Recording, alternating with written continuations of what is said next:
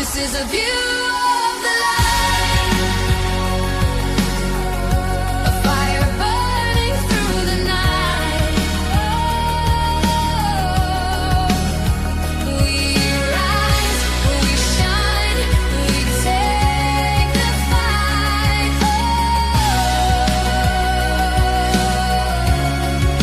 A view of the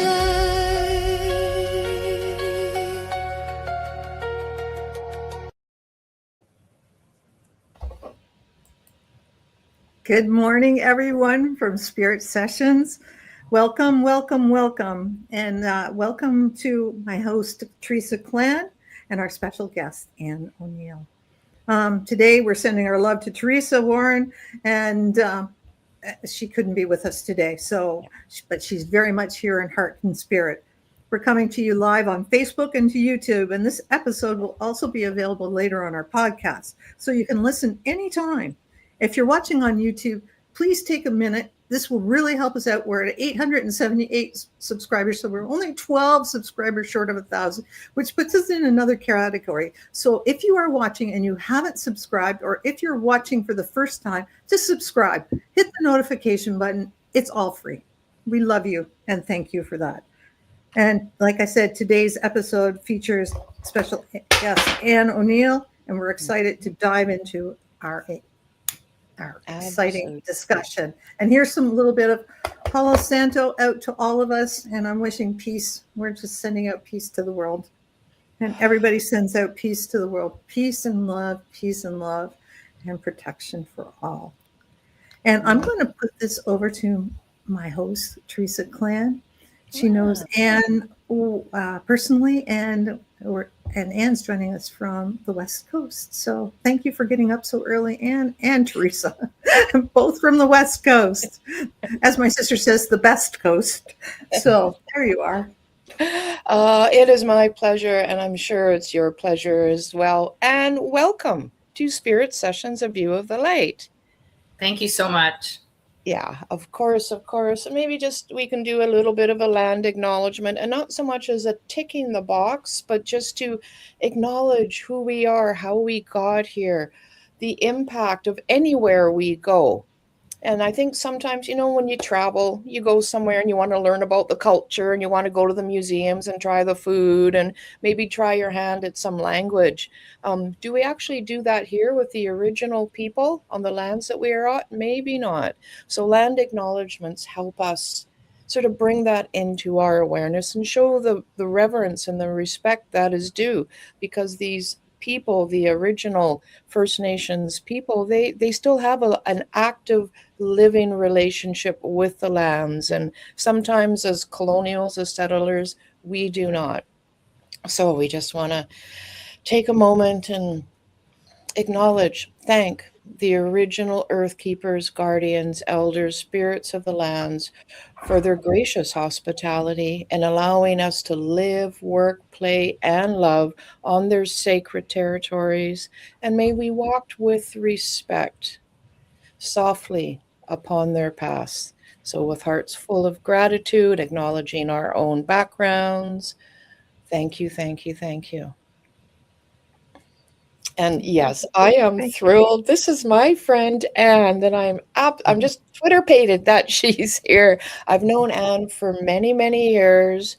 And like some of us, she has worn different hats. And just briefly, you've worked as a lawyer, but a lawyer for championing like causes. We don't need to get into details. But just amazing what you've accomplished for the betterment of all the community. And also you've done intuitive coaching for people, coaching, readings. Your journey reconnecting with spirit really kicked off around 2018.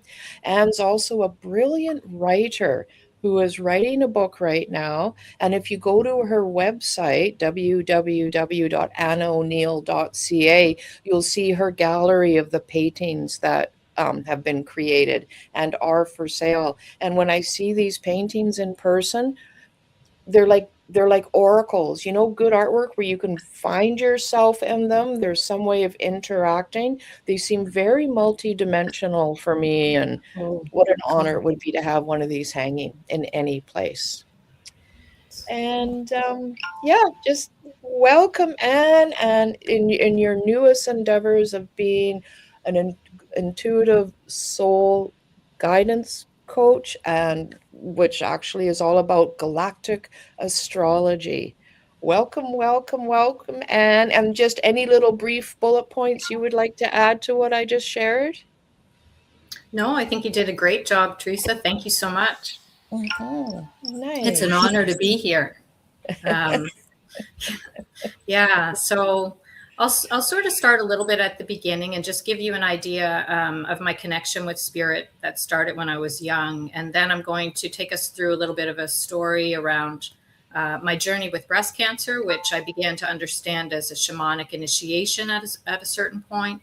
And then I'm going to take us through how I got into galactic astrology and kind of reset my life purpose at that time. And then I'm going to talk a little bit about how I'm working with clients now to also look at how we're dreaming our lives into being. And then finally, near the end, I'm going to talk about the current energies in terms of the galactic astrology and how we can, tap into and utilize and benefit from those energies at this time. So I'm going to ask Teresa and Rhonda to feel free to interrupt me at any time, to ask me questions, to clarify, even to slow me down a little bit if I start to go a little fast. And we'll just get started. Okay, that sounds beautiful. That sounds wonderful. And we have thirsty ears. Okay, so I came into this life with a strong connection to spirit. That's always been present. I could tell you lots of different things, but back when I was about 2, one of my earliest memories was being in my yard where I lived with my family and looking up to the stars where I considered my star family to be, and asking them for guidance, asking them for assistance. And actually I wanted to go what I called home at that time. I felt it was just too hard in this earth realm. And so there was a desire to communicate with them and have them take me back home. Now they told me I needed to stay, and they would always be with me. And I have always felt that they have been. So I have always felt that strong connection to spirit. That's amazing. I mean, at such a young age, and that's so amazing. And to remember it, right? Yes. Yeah. And even my birth experience, I remember, and I remember agreements coming in, but just trying to give a flavor of how strong that connection was when I was young. And then up to age, 5 or 6, I was helping animals and beings cross over, helping stuck spirits leave. I thought everyone, saw what I saw and could do these things. And of course, I quickly found out that when I began to talk about it, that wasn't the case. And so then I became more secretive and I continued to do everything, but I just did it in secret. So then, my university training to become a lawyer took me in a direction which I would say was a little bit more intellectual, or a lot more intellectual and cerebral. So some of those parts of me, I was still very intuitive, but that part had faded. And then it was 1997 or so when I stopped practicing law, that my strong visionary, capacities and being open to spirit, it just came back online in a pretty big way. And I did a lot of meditation at that time and studying and that kind of thing. But then I went back to, my regular life I worked in nonprofits, and I was also practicing law, and I did all those things. And then it was early 2018, when I was diagnosed with breast cancer, that the visionary, intuitive aspects of myself just came through full force. And that guided me through my journey. So initially, my imaging was very complex, and it looked like I had multiple areas of breast cancer in both breasts. But my intuition kept telling me, no, it's small and it's just starting. And I just kept hearing that. And so I consulted with my family doctor, my surgeon, a variety of other practitioners, my homeopathic doctor, my naturopathic doctor, but mostly I tuned into my intuition to carry me through what to do. So, of course, I was offered a mastectomy because of the possibilities, and even a double mastectomy because of what they were seeing. And I, I decided on breast conserving minimal surgery. And then step by step, I made my decision to, I didn't do radiation, chemo, or conventional hormone therapy. I decided to really focus on naturopathic and homeopathic, emotional, mental, physical, and spiritual healing. So I took a very Right. holistic approach. Right. Did you experience much pushback on taking that approach, either from anyone in the medical community or even people around you? Honestly, no. I had amazing doctors. My surgeon was, I don't even know how to explain how that I ended up with such a good surgeon. I felt so understood by the people around me, and people they kind of gave me the space to just make my decisions, and they were very supportive. So I was very lucky.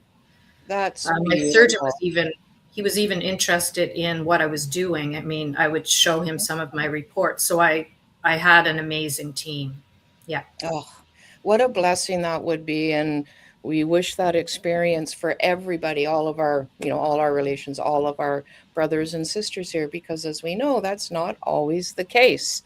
No. And, one thing that stands out for me about you, Anne, when I talk with you, let's say, when we interact, I know all of you is taking in like all of me. So that's that intuitive part. But you also have that beautiful way of weaving in like the practical, the grounded nature, the more analytical.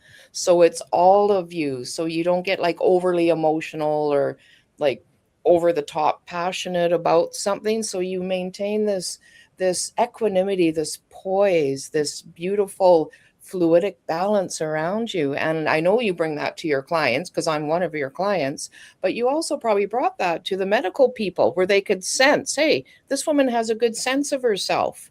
Let's honor and support that.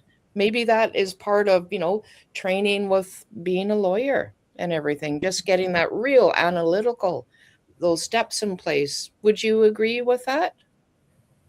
Yeah, I think you're actually tapping into something. It's sort of twigging my memory. When my surgeon would write his reports to my doctor, he would say things like, Anne has really researched this very thoroughly. She understands this to a depth that I don't even in certain ways, and she's very comfortable with her decisions, and I'm very supportive of them.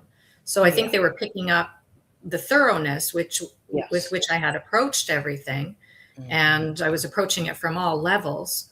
So there was a sense in which that was understood by my surgeon and conveyed to my doctor. I would say my surgeon took the lead in how he was speaking with my doctor, so that my doctor then had the view, if you know what I mean. Like the surgeon was the one Yeah. who really got it. Right. He really reinforced your energy. Feet on the ground, head in the stars. You got it. You got it. Yeah, so at a certain point during that journey, I started to understand it as a shamanic initiation because it was the deepest healing of my entire life. I mean, any of the wounds that needed to be healed, the depth to which I had to go in order to heal them was deeper than I had gone before. And so was the light that I was able to bring to that, because for me, that is what a shamanic journey is about. It's about bringing the light of our true nature to the deepest and darkest and most shadowed places. And sometimes I like to remind people that it's not always bad stuff, whatever that means, that we put in the shadow. Sometimes it's the most remarkable things about us that we actually put into the shadow and we project on other people. And that's sometimes how we give our power away and create gurus, etc., is Oh, because absolutely. that's our own light. Yeah, absolutely. Things that say if I might get jealous of someone, like or like, oh, that person's so accomplished in that, gee, I wish I could be. That's kind of an example of that. Instead of owning it myself in that sense of confidence or skills or abilities, just projecting it on someone else and That kind you're of less than. yeah, kind of othering ourselves, Yeah. right? Yep. And And it's interesting about breast cancer in women and how it's on the rise. And I don't know if you felt this. Women used to be able to just emote, but now that we're in the man's world, we can't emote our emotions and we stuff it down in our hearts, which is connected to our breast tissue. And I think that's where a lot of dis-ease begins. And that's why we need to do that deep healing, because otherwise we just, maybe that's the trigger for the breast cancer. I don't know. It's just a thought I've seen and thinking all those deep emotional wounds that we used to be able to maybe more allow, we've had to stuff them down and keep them silent. I think you're definitely onto something that is true to my experience. I mean, I worked in a highly masculine job, and in terms of the patriarchy, it couldn't have been more patriarchal and male dominated. So I did have to stuff a lot of who I am as a woman in that type of an environment. And part of my healing was coming back to a much more feminine way. So blending the much more feminine way. And it's not to throw out the masculine way, of course. The analytical part, the action oriented part, that's all still there. But I really had to come through to bring that more feminine, the intuitive part that was part of me when I was young. That all had to come back online for my true healing. Yeah, for sure.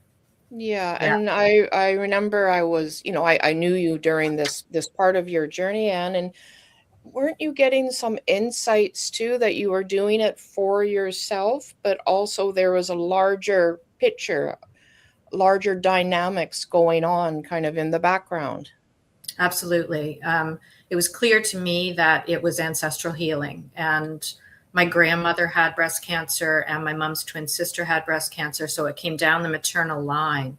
And my role was to do the healing around that the women who preceded me probably weren't able to do. They weren't supported to do the type of healing that I'm able to do now. And neither did the times support the type of healing that I'm able to do now. So it's all coming to fruition now through me, with the support that I have in my life and also the support that exists in these times. Yeah, of course. So you're doing the work for yourself, but on behalf of the collective too, and maybe specifically the late women in your lineage, but for all beings, again, for all beings as well. Absolutely. I think with shamanic journeys and initiations, when we clear that, whatever it is that we're connected to that we need to clear, we open up that pathway for everyone, so that I basically cleared, a path that I was supposed to clear. And so it's easier for other people to go into that and access that now that that's been done. And and that's the case for anyone who enters into that kind of a deep healing. They do open up a pathway, a portal, so that other people can access that more easily, the healing that they need, and that heals the collective. We're all connected. So Absolutely. And for some people that can show up different ways. Like if people are, something happened in their life or some situation or process happening in a loved one, they can turn around and become like advocates for that, or sharing teachings and all that. So that's another way of serving, right? absolutely. So we can all step into those roles of caretaking, being, wisdom keepers, carriers, supporting everybody. Because all we have to do is look around and, hey, what's active in my life? And that can be a bit of a trigger. Oh, maybe that's in my life for a reason beyond just my own personal experience. Yes. Yeah. Yes. Yeah. Yes. 100%, Teresa. Yeah. Nice. Yeah. Nice.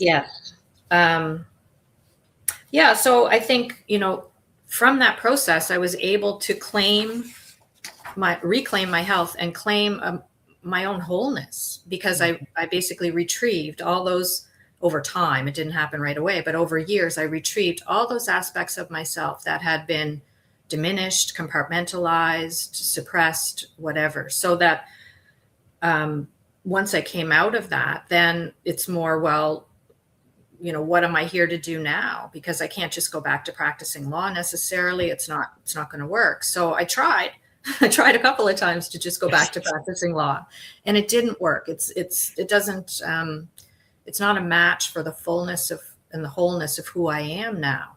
So then I began, embracing my life coaching more, and the work that I was doing to help people navigate challenging situations and challenging transitions.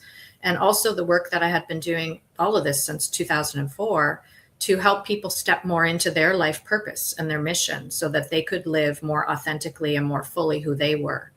And then at a certain point along the way, 2023, I decided for the last time that I would stop practicing law. And then 2024 was when I found my course, Quantum Soul Guidance and Galactic Astrology with Julia Balaz. And so I began to study my own galactic chart first, of course. And what I saw in it was, it's called a grand fixed cross. And I'm just going to try to be quite simplistic here and just give us a bit of an overview. But it's a grand fixed cross that my midheaven was being transited by the planet Pluto. And that activated the whole grand cross. Essentially, it was like a cosmic crossroads that I was in with this major Pluto transit that would take me very deep into reconfiguring my inner being and who I am at a foundational level so that I could show up in the world in a completely new way. What was interesting to me is Pluto started to transit that particular geometric arrangement in my chart right at the time I stopped practicing law and then found galactic astrology. So it gave me a framework to really understand, I'm not just, I could second guess myself and say, well, galactic astrology, that's so far from law. Am I out of my mind at this point? But in seeing what I saw, it made sense. And so it helped me to validate what was happening and integrate the experience of that transition, which I'm still in. And then I began working with clients, and I began to see how similarly it could help them in their lives. So to give a few examples, when I work with clients, sometimes they have very specific things like, there's financial issues they would like to hear about, how the stars, would play in on that.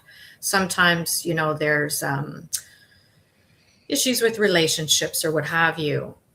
Other times I'm helping people to understand their incarnational soul history across star systems. So just to kind of back up for a moment, and with the traditional astrology wheel, it basically shows you where all the different planets and points are in this solar system. And you do the interpretations based on that, the houses and where the planets are, etc. With galactic astrology, it basically adds like an outer layer around that, which is where all the fixed stars and cosmic points are as you go much further out. So when I'm reading somebody's chart, I'm able to see where their planets are aligning with these different fixed stars and these different cosmic points. And then that brings in, information and archetypal energies that can assist them in their lives. So I can, with the outer planets, how they're pointing to the stars, I can start to get a sense of where their ancient soul history is when they first came into this part of the cosmos. So if you're a star seed, then that could give you information about which star system you originally came into when you stepped down into this part of the cosmos. Then when I'm just going to say, and I love that you mentioned the word archetypes. That really helps kind of grasp the meaning of it, because otherwise it's sort of this floating information cloud, right?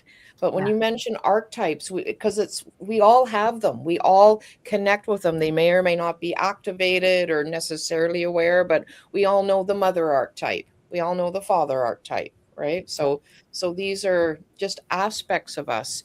Could you define what a fixed star would be? So I probably should back it up a little bit and just say star systems. So the star system that is activated most for today, I'll just mention that one, Pegasus constellation. So as we look out onto the night sky, we see different constellations. Pegasus constellation would have multiple stars within it. Shiat and Markov are two stars that are within the Pegasus constellation. Shiat is at the leg of the horse, and Markov is at the saddle of the horse. So that's an example. So if I saw, Neptune and Saturn are conjunct in the sky, and that's conjunct meaning when we look out from Earth, they're near each other. They may be different light years away. One may be 1 light year and one may be 25 light years away, but they're near each other in degrees in the sky. Right. So if I see Saturn and Neptune conjunct Shiat, then I know that's being activated right now, as an example. Okay. Does that help? Yeah, it does. No, these like Pegasus, because they're so far away, don't they move like really slowly through the system? Kind of like, Pluto is a slow mover, right? Yes. Yeah. So yes, the further away they are, the way we see them, they wouldn't change much in degrees. So Pisces, Shiat and Markov are both in later degrees of Pisces. Like Shiat is at about 29 degrees of Pisces. We wouldn't see that move much over a period of many years. Right. So yeah. Right. Okay. So it's us moving essentially, and then finding whatever's out there. Ah, fascinating. Okay. Oh, I just love that. This whole idea. Teresa T-Dubs can't be here, but she would love knowing there's a Pegasus constellation. She probably does, eh, Rhonda? Oh, sorry, you're muted, hon.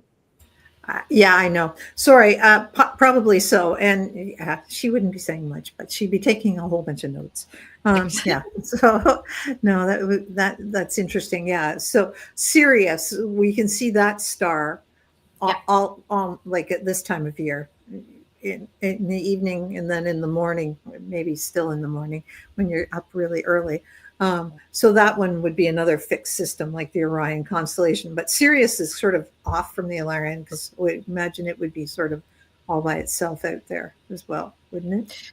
Yeah. So it's interesting you mentioned Sirius, because Sirius A, B, and C, those 3 stars are conjunct Jupiter right now.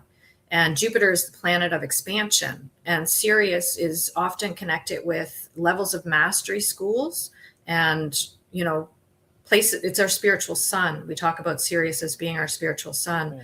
So it's often viewed as a place we can go, whether metaphorically or literally, to tap into all that wisdom that we have from our incarnations and our journeys over the years. So that one's very active right now. And yes, it's different from Orion. The ones that often come up in people's charts, Pleiades, Orion, Sirius, Pegasus is a little bit more rare to see in birth charts in significant ways. Certain ones of them seem to come up more. Yeah. So Orion is a constellation, and within Orion there's different stars. Yeah. Right. Okay. Do you find your understanding of, say, Orion or, Sirius, any of these fixed star constellations, to kind of sync up with, let's say, the common understanding within the metaphysical communities? Do you find those energies kind of match up, or are we kind of misinterpreting some things in the popular world? Like to be a Pleiadian means A, B, and C. Does that sync up with the teachings of a galactic astrologer? I think so. I mean, it's galactic astrology is a pretty new field. I mean, relatively new. So it's evolving, and I think it's evolving based on everybody's understanding. And so what I usually do is I look to the more ancient mythology associated with the different stars and the systems. I also look to what various intuitives are saying about it. But ultimately, I tune in myself. After I've gathered that information, I tune in myself. And when I'm working with somebody's chart, it's about how these things show up in relation to everything else in their chart. And it's also tuning into their energy that will determine, which parts of this am I going to bring through, which is what's important for right now with this particular person. Yeah. Right. Beautiful. Well, yeah, we've done 2 charts, and you even brought in your understanding of the gene keys and wove that into the chart to even unpack it more, like this big, beautiful, I don't know, zip drives that we all are, right? And just to really bring that in a seamless way that really helped me understand so much more than a traditional astrology. Yeah. That's wonderful to hear. I tend to look at gene keys and human design as well when I look at people's charts. So I focus mostly on galactic astrology because that's my area.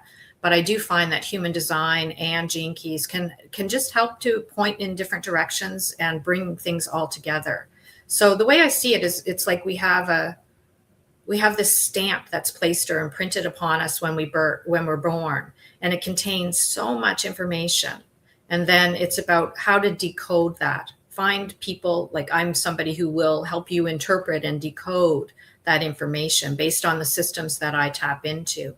And then I see it as really a treasure chest of information that's available to help guide us through our life. There's literally so much information contained there that I would never be able to bring it all through in a session, but it's about bringing through what's relevant for the person now. Right. And it's almost infinite. There's no end to what. Is it sort of like decoding our blueprint, more Yeah. or less? And then we come in with no knowledge of why we came here. And so, well, most of us do, not everybody. But then when we get this knowledge, we can sort of, it's almost like a shortcut to decoding your blueprint and sort of saying, okay, now this is what I need to focus on, or this is what I should be looking at, and this is what I've misinterpreted all along. And now I can stop hitting my head with that 2x4 and just go forward in my life. Is that kind of? Yes. Yes, I would say that you're definitely hitting on something that I see happening with clients when we do this work. So another thing that I can help people see from their charts is the arc of their soul evolution in this lifetime. And I do that by looking at the South Node and the North Node. So the South Node is what you already have mastery over. If people don't believe in incarnation, it can just be that, this is in the past and this is in the future, right? Essentially, it's what you already have mastery over, and then what your soul wants to go towards and grow towards and learn in this lifetime.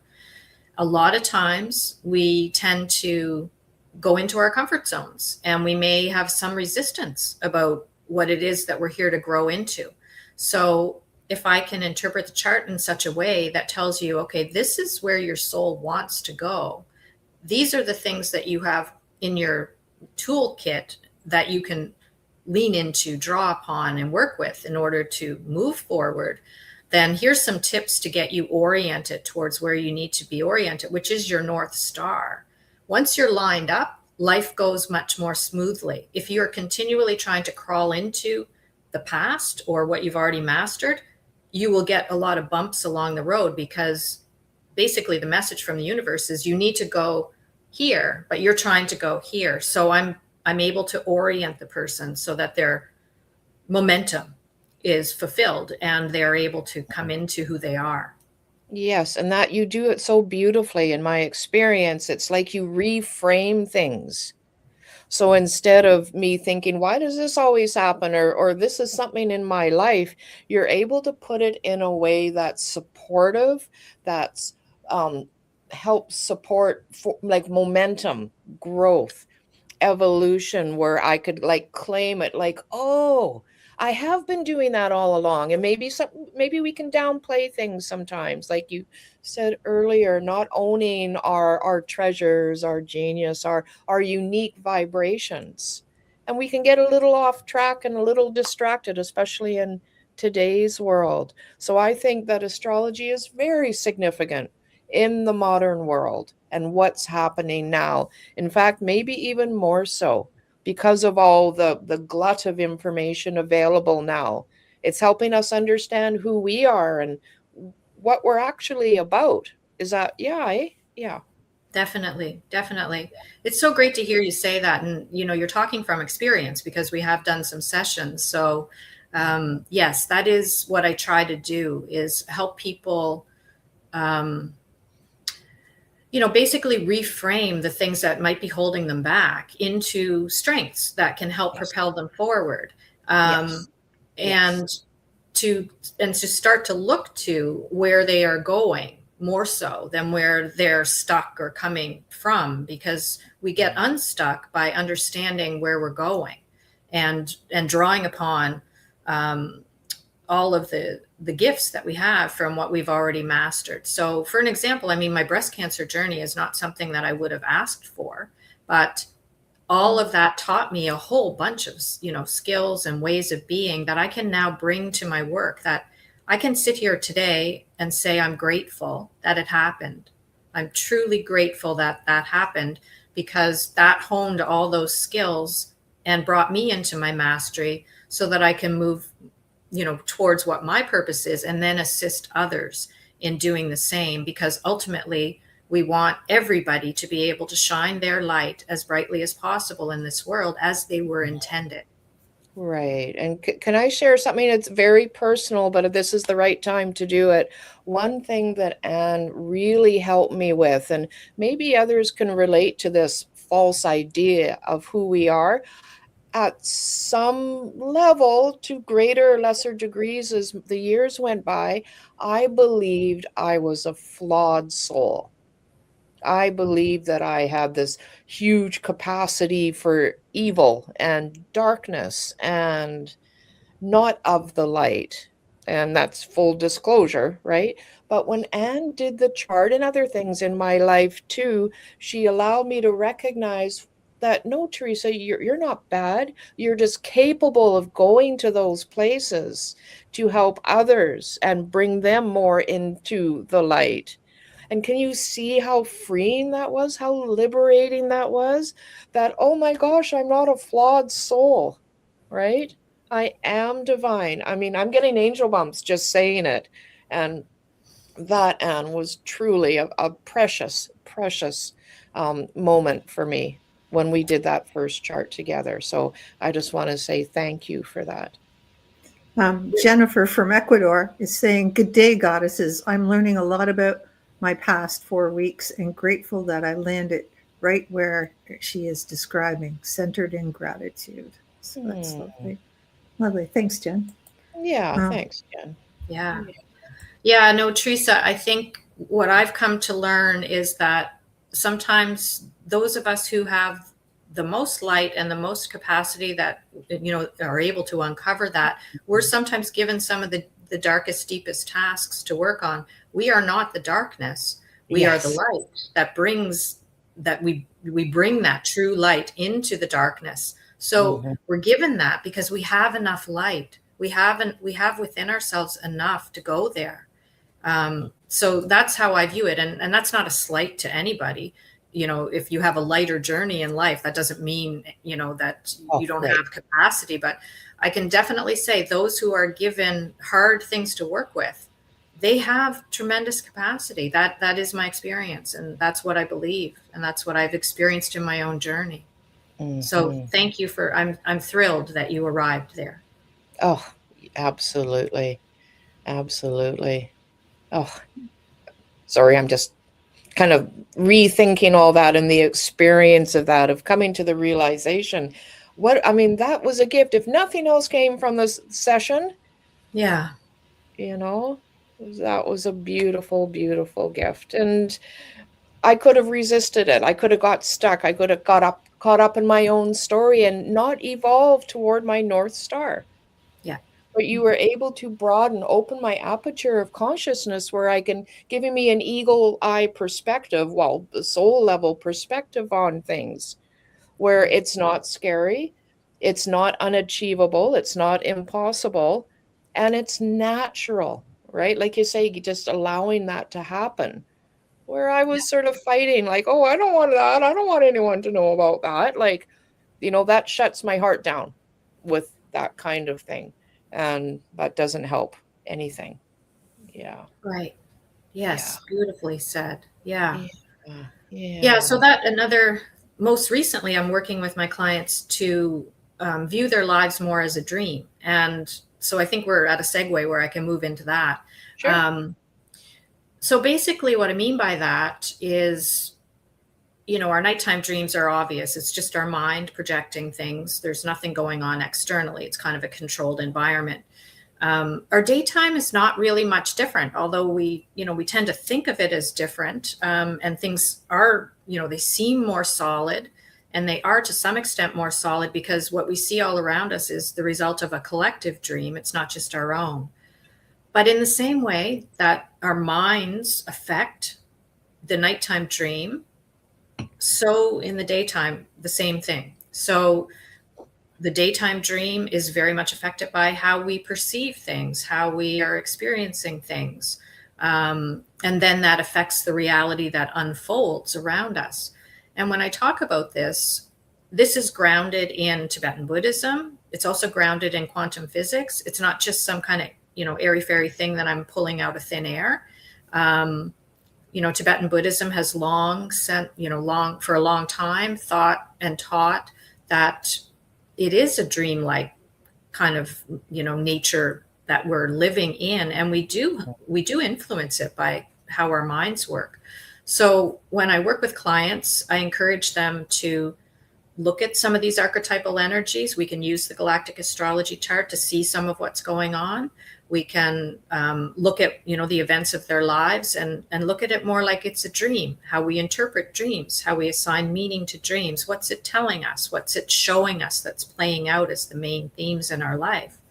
And then when we have more of that kind of knowledge, it points us more towards what our meaning and our purpose is, what we're here to do, because that's what those pieces of information are meant to convey to us, is who we are, what we're here to do, what we're meant to work with.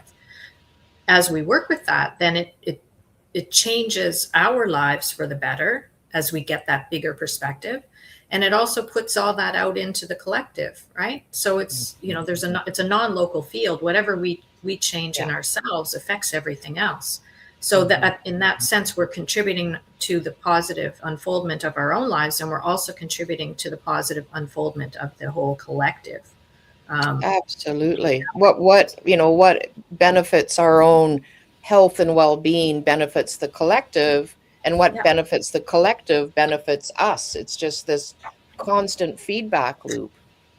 It gives a whole new meaning to lucid dreaming as well. Yes. It's just like we can lucid dream when we're awake a lot easier than we can when we're asleep. And we can, but at the same time, we can change our reality by like thinking it's like a lucid dream, and we can direct, like we can make our thoughts are things, right? They so choose the good things, that we have power that we don't even know we can tap into. And if we start looking at that way, if we can dream our future, we can dream it, like walk through this life realizing that we can change the direction of everything. We don't have to go, oh, I'm stuck here. We can say, no, we can project ourselves into what the best path, best future possible for ourselves. And that will change everybody's future. Like, the worst case scenario doesn't always have to happen. It can be the best case scenario that's going to happen. And it's just like, we can change the world just by changing ourselves, which is of course saying, but that begins with us, when we affect the vibration of the world by our thoughts. So it's a whole new lens on that one. Yep. Yes, absolutely. Yeah. Yeah. Like lucid dreaming is perfect, right? So we want to, that's when we actually have some mastery over how our mind works, when we can actually be awake in our dreams at night and be awake in the dream that is the daytime. And then instead of reacting to things or getting pulled into ego or, pulled into, a victim mentality or something like that, we can shift that. And in shifting that, we don't have control over everything, because everybody is doing this process, but there's a 100th monkey kind of effect. And so once you get to the point where enough people are actually lucidly dreaming in a way that's positive and envisions a positive future, we tip it. There is a point at which we tip it over into collectively dreaming a positive future. So I say, oftentimes to myself, like, if you don't have a positive view of the future and you aren't dreaming a positive future into existence, then what are you doing? What exactly are you doing? Yeah, And so we're creating by default. that's We're right. not owning our sovereignty, agency, discernment, and discretionary choices. And we're just letting the collective, whatever, decide for us. Yeah. And that's not always the best thing. It's you not know? even true. It's not always true. And Ah. we're just, it's, I think it's like what the news portrays is a certain lens, and it's not really reality. It's based on the reality they want and not what we want. And I'm just wondering if we can change it that way. Jennifer just asking another question. She completely understands that what we process helps the collective. What is the best assistance we can offer spouses who care for us as we go through the storm that we don't have the tools? So people around us that maybe aren't even aware of these processes. What can we do? Is it what is available to us to help them cope, those around us? Is it just changing ourselves and not worrying about them, and hoping that they get it by osmosis, or what? Well, personally, I do believe that it's through modeling and embodying that we actually have the greatest impact, especially when somebody's, we can have this kind of discussion because we're all open to it. But if somebody is not open to what I'm talking about right now, I would do better to just show up in the fullness, embodied light of who I am, and almost be quiet about some of the things that I think they may not agree with, or that may be too much. So it's about using, I think, what I would call skillful means. And so first and foremost, embody, show up in the light of who you are, and then discern for yourself whether you can say certain things or whether it's best to just be that light of who you are, and let nature run its course, I want to say. Let everybody walk their own path, right? So Yeah. our path is not their path, no matter No, how it's much not. we want to drag them down that road. But we that. like we were talking about, in embodying our own light, we are ultimately influencing them. Like that is enough of an influence right there. And that may be all that's needed in certain situations. And it is more skillful to just do that. Yeah, I love that, Anne. And it reminds me of like healing and, getting our harmonious with our shadow and dropping old stories like you help us do with the Galactic Astrology, right? So that we don't have those buttons or those agendas we may or may not be consciously aware of. So if I have some pet area of life, that I don't drive my life into somebody else's life with that. I don't have that need or that desire to, didactically teach my whatever it happens to be. So if I don't show up with that, then whoever I might be connecting with or talking with or interacting, that I know or not, there's nothing for them to push against. That's So right. they have that freedom to organically just expand into more light. That's maybe one way to look at it too. Yeah. Absolutely. Yeah. And then I would say, it's unconditional love, and it's compassion and wisdom, and using those things to accept other people as they are, the same way as we accept ourselves as we are. And like you say, Teresa, resistance can be created. If we're trying to change somebody, that is fundamentally a lack of acceptance, and it's a lack of love, really. So I think unconditional love and compassion and just being ourselves is the best way. Yeah, any parent of a teenager would agree. Yeah. For sure. And I know you're coming. So can you give us a little bit of the energies for this week coming up? Yeah. So what I did was to try to get a flavor of this cycle that we're in now. There's some significant things that have happened recently. First, we went into the year of the fire horse on February 17th. So I basically looked at 4 charts to kind of pull together what I'm about to say. I looked at February 17th. I looked at today, the day of this session. I also looked at the new moon, which is coming up in a couple of days on March 18th. And I looked at the spring equinox, which is coming up in a couple of further days on March 20th. So with the new year, obviously that's a start of a new cycle. today, this is significant that we're having this conversation today, has to be in there. The new moon is a new beginning, obviously. And the spring equinox is a very important part of our yearly cycle, where the sun moves into 0 degrees of Aries. 0 degrees of Aries being the beginning of the zodiac for the next cycle. So those are the charts that I looked at. So at the new year, Saturn and Neptune were conjunct, meaning together in the sky, with Shiat in Pegasus constellation at about 0 degrees of Aries. And with 0 degrees of Aries, it's an ignition point, or it's a 0 point in the zodiac. It's a start over kind of place. It's a new cycle beginning. And whoever holds that 0 point sets the tone for the new cycle. And it's Shiat in Pegasus, Shiat being the star right. in the constellation of Pegasus. So we have right away 2 horses, the fire horse of the new year, and then the winged horse of Pegasus. And it brings in all the elements, because the fire horse is obviously dynamic and fiery. Pegasus is a winged horse, so that's the air element. It's comfortable in the air. And in mythology, wherever it stamps down its foot on the earth, a water spring comes forward. So all 4 elements are there. Pegasus is a very multidimensional, tapping into the higher dimensions kind of energy, very mystical. And it brings in our dreams, actually. So with Saturn and Neptune is connected more with the dreamlike nature of reality and the whole fabric of our quantum reality, tapping into that. Pegasus is the perfect bringer of light, way shower, traveler into the higher dimensions, to go there and get what's available to us to create our dreams in this dimension that we're in. Excuse me. And Saturn is there as well. And Saturn brings structure.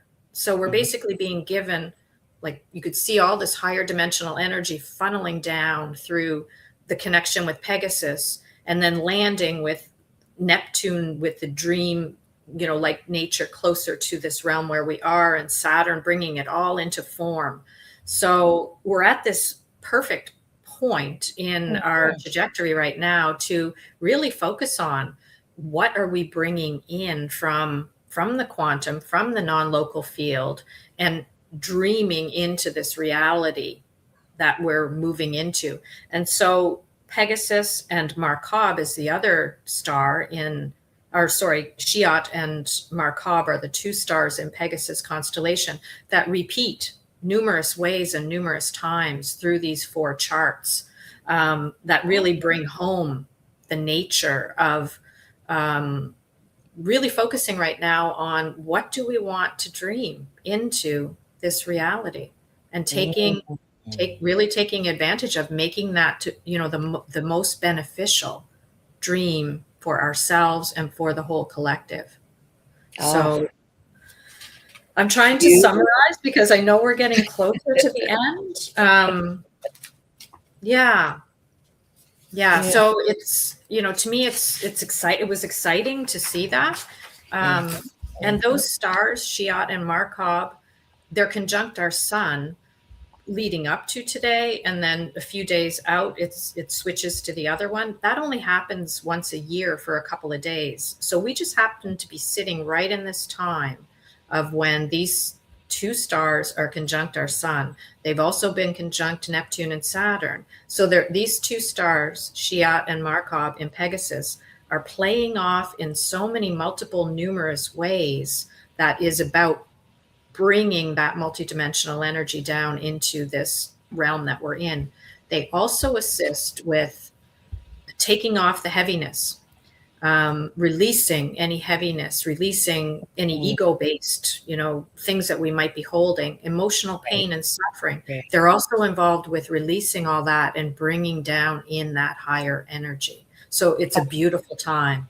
It sounds like it. So we are all, as a collective, supported by all this, not just Aries people. This applies to all of us for a beautiful reset, right? Absolutely. So the current energies I'm talking about is what applies to the whole world, what I just said.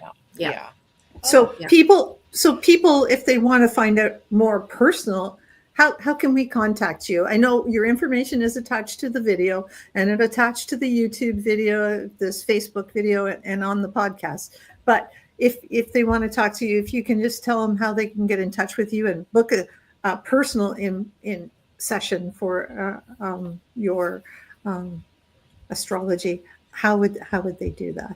So there's a number of ways. My website, www.anneoneil.ca. Facebook, I'm Anne O'Neill on Facebook. I'm also on Instagram as Anne O'Neill. I have Substack as well as Anne O'Neill. Any of those ways would be fine. My website's not up to date with all my galactic astrology things that I do, but there is a contact page there, and they can contact me through that. Yeah, that's perfect. That's wonderful. And before we go, Teresa has, in honor of you, has said she would pull a card for the energies today from the Divine Feminine and her Divine Feminine deck. So I'm going to pop her over for a second over there so we can see you. In honor of all of us, but especially my sweet friend Anne, I am choosing the Divine Feminine Oracle by Megan Watterson. She is Doctorate of Divinity, going to Harvard, etc. And she created a deck of actual personage, actual women who existed, just so they don't fade off into obscurity, plus other well-known gods or goddesses, etc. So I pulled a card, and this one is full for the collective. And I just did it now because I really believe in just like being in the moment. So just let me flip to the page here. And I'll just hold up the card so people could see it. Sure. There we go. There she is. The beauty. Who's that? Oh. Rabia, Queen of Saintly Women. I am in service of divine love. I move the way love asks me to move. And this is exactly what Anne's been sharing all this time. A meditation. Are my current actions motivated by love? A couple of intentions. I am in service of divine love. I move the way love asks me to move. And she represents a rare, pure love that doesn't seek anything other than simply to love. She was one of the most influential Sufi women in Islamic history. She is a Muslim saint and a Sufi mystic who lived in the 8th century in Basra, the present-day Iraq. And it goes more in the book, it goes into the history of these people and how they were, came across. And she embodied a freedom that divine loves offer us. If we see her life as a metaphor of the soul's progression, she went from slavery to sainthood by devoting herself to Allah.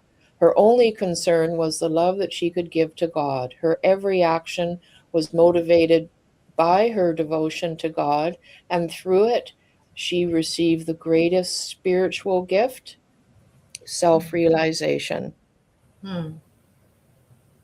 Beautiful. Very, very apt. And Very Katie Alexandra 8865 says, thank you for your combined feminine wisdom shared and for the upliftment you have shared, inspiring us all to be that we have chosen to be, a shining light of our uniqueness as love presence. Wow, that's very nice, Katie. Beautiful. Beautiful. Thank you, Katie. Yeah, thank you. And I want to thank you too, Anne. I just wanted to talk about next week. Next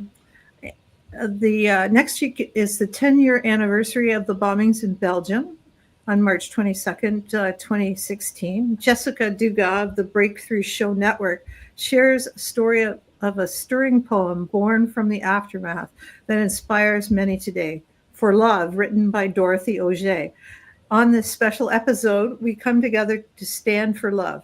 Katie Steinle will record us reading Dorothy's poem and show us the biofeedback. She's a human design specialist, which is very cool. Later, Katie will share us her human design astrological updates, and I know they're going to all dovetail with yours. So it's very inspiring, and if you haven't, if you all haven't heard about the For Love poem, you can go on YouTube. I just saw Gillian Anderson reading Yes. it out loud. It was a beautiful rendition of it.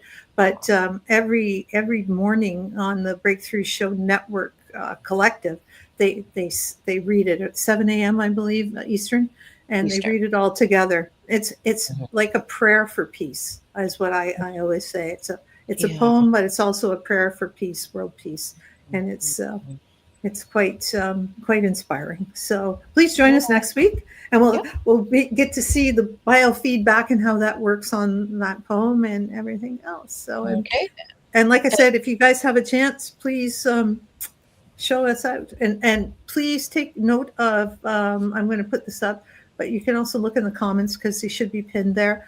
This is Teresa's newsletter that she puts out for us, Teresa Clan's newsletter, and it's just a great little newsletter. Please sign up, and you can sign up here, and you'll get all the up-to-date news on spirit sessions and what's going on. That's right. So you don't have to miss anything. Just easy one-click access to, experience our broadcast on Facebook or YouTube. And this goes out weekly. It's all about spirit sessions, that newsletter. Yeah. So it's great. And you can go to YouTube anytime and rewatch this and rewatch the 9 seasons of our show. So, you can binge watch us anytime you don't want to watch traditional news, which I never recommend to anybody. So, this is the news of the light, and that's the way we like it. And there we go. Thank you again, Anne, for joining us. Yes, thank you so much for lighting up our days so we could continue that and just have those as a beautiful gyroscope, lighting up the world, one heart at a time. Yes. Thank you. It's been my honor and my pleasure. Thank you. Thank you. And we'll see you next week. Thanks, everybody, for tuning in. Bye for now. Bye-bye. This is a view of the light, a fire burning through the night. We rise, we shine, we take the fight.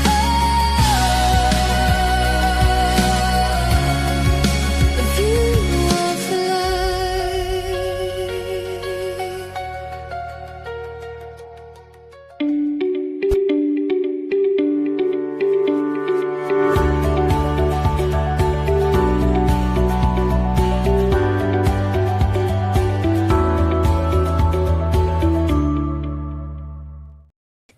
I think it's good. We're still on.